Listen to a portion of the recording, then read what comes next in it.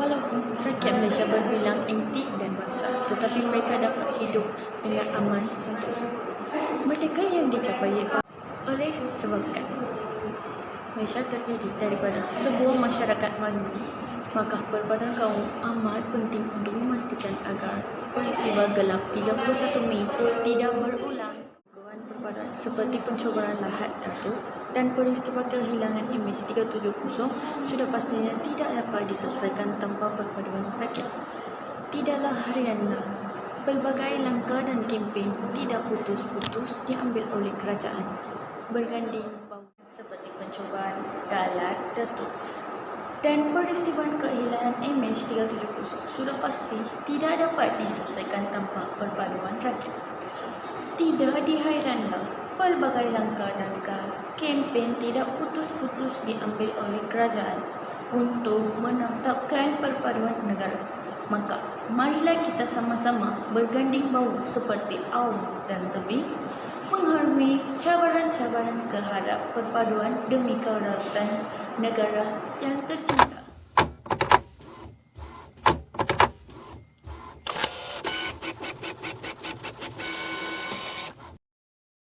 Perpaduan kaum sebelum nasi menjadi bubur.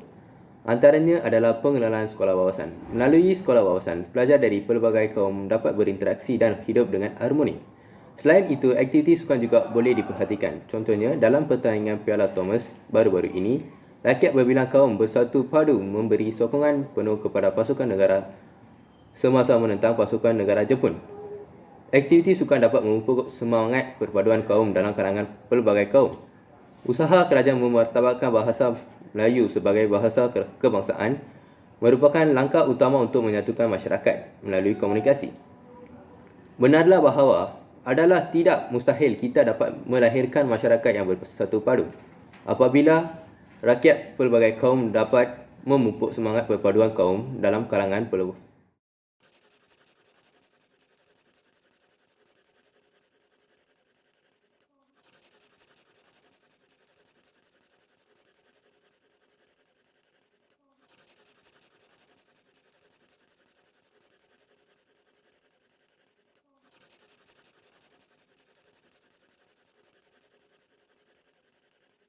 Malaysia yang terdiri dari pelbagai kaum.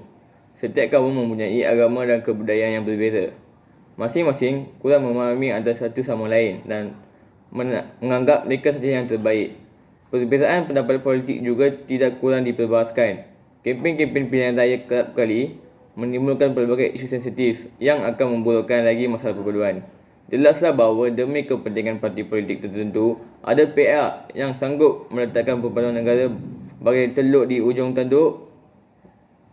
Penglibatan pelbagai kaum dalam ekonomi yang berbeza turut menyebabkan jurang pendapatan yang berlainan. Sememangnya, satu dasar ekonomi bersama perlu dirancangkan sebelum timbul rasa tidak puas hati dalam kalangan pelbagai kaum dan menjejaskan perpaduan negara. Cabaran yang perlu diharungi oleh setiap lapisan masyarakat. Cabaran yang pertama ialah mewujudkan negara Malaysia bersatu yang mempunyai matlamat dengan tujuan yang sama. Bab kata pepatah, bulat air kerana pembentuk, bulat manusia kerana muafakat. Ini terjurus ke arah masyarakat penyayang dan negara yang aman dan selaras dengan konsep bersatu Malaysia tanpa mengira kaum, agama dan budaya. Cabaran kedua ialah bagaimana mewujudkan masyarakat yang patriotisme dan cinta akan negara. Setiap lapisan masyarakat perlu memiliki sikap persefahaman, penyayang setia dan berbangga dengan negara sendiri di samping sanggup berkorban demi membentuk negara yang cemerlang.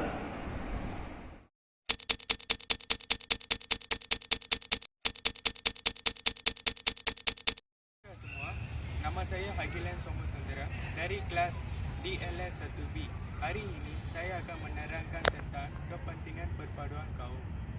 Perpaduan merupakan aset yang terpenting di Malaysia kerana tanpa perpaduan tidak mungkin keharmonian dapat dinikmatinya.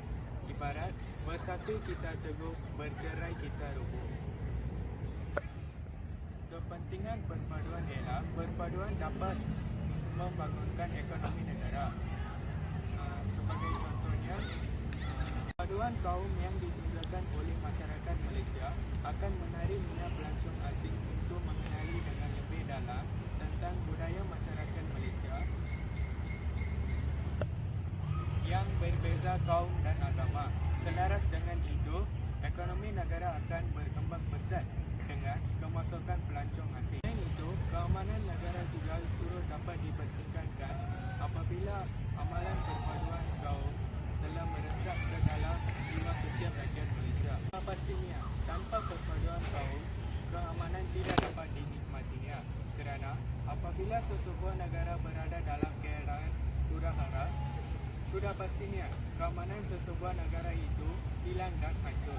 Seterusnya, perpaduan kaum dalam kalangan masyarakat Malaysia juga mampu meningkatkan imej negara di mata dunia.